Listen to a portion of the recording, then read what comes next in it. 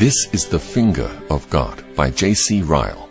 This is the Finger of God, written during the Great Cattle Plague of England, 1865 to 1867. Look at the words which form the title of this article, and consider them well.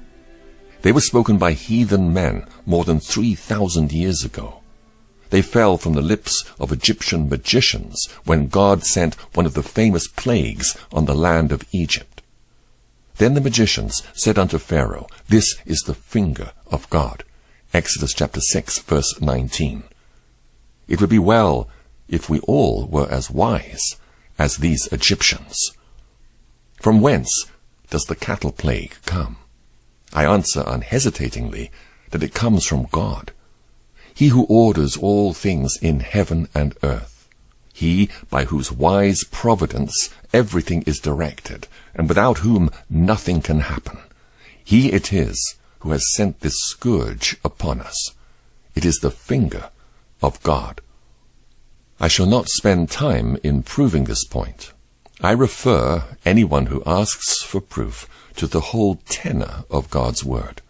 I ask him to mark how God is always spoken of as the governor and manager of all things, from the very least to the greatest. Who sent the flood on the world in the days of Noah? Genesis chapter 6, verse 17. It was God. Who sent the famine in the days of Joseph?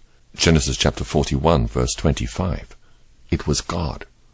Who sent the plague on the livestock of Egypt in the reign of Pharaoh? Exodus chapter 9, verse 3.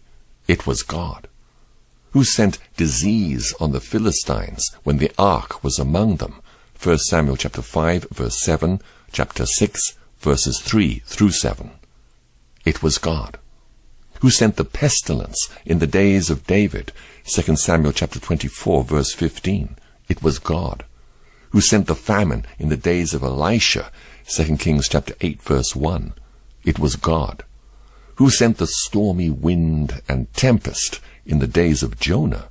Jonah chapter 1, verse 4. It was God.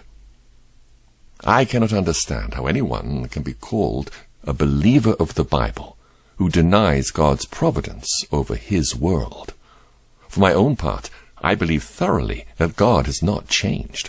I believe that he is governing all things as much now as he was in the Old Testament days. I believe that wars, famines, pestilences, and cattle plagues are all his instruments for carrying on the government of this world.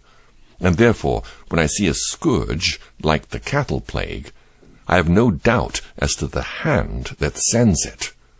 Shall there be evil in a city, and the Lord has not done it? Amos chapter 3, verse 6. It is the finger of God. Can anyone give a better account of the cattle plague? I believe that the only cause that we must come to as last is, this is the finger of God. Does anyone regard my assertion as absurd and unreasonable? I have no doubt that many do so. Many, I suspect, think that God never interferes with the affairs of this world, and that pestilences and cattle plagues are only the result of certain natural laws which are always producing certain effects. I pity the man who thinks so. Is he an atheist?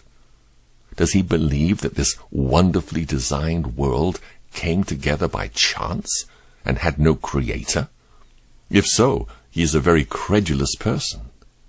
But if he does believe that God made the world, where, I ask, is the absurdity of believing that God governs the world? If he allows that God framed the universe, then why not allow that God manages it? Away with this modern skepticism. It is offensive and revolting to common sense. They are not to be heard who would shut out the Creator from his own creation. He who made the world at the beginning by the finger of creating wisdom will never cease to govern the world by the finger of his providence.